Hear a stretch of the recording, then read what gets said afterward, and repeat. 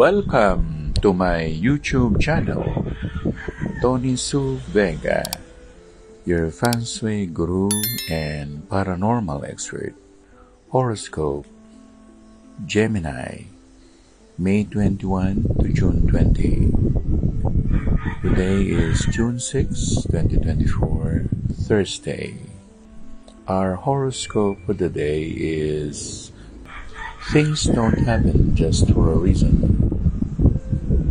So there is what we call solidity of things, solidity of your decisions, paths or careers you want to know, you want to have. The question is that career for you?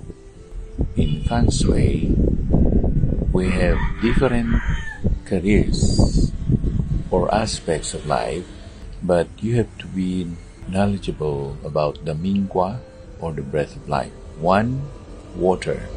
So you go with the water industry, maybe medicine, putting up a restaurant, coffee shop, film, or marinology.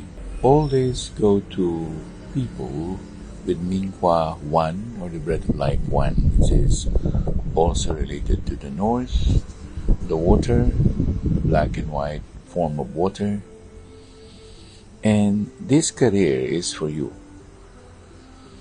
We will continue the next time around with this knowledge. This could mean that you build your career. Do not roam around. What you feel is what you do.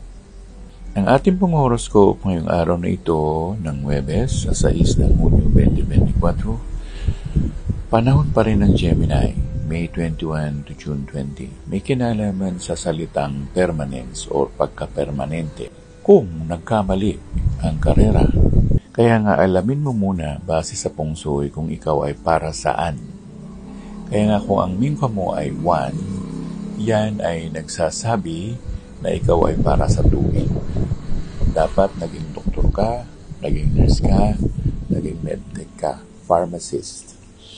O dapat gumagawa ka na ng pelikula, aktor ka, actress ka.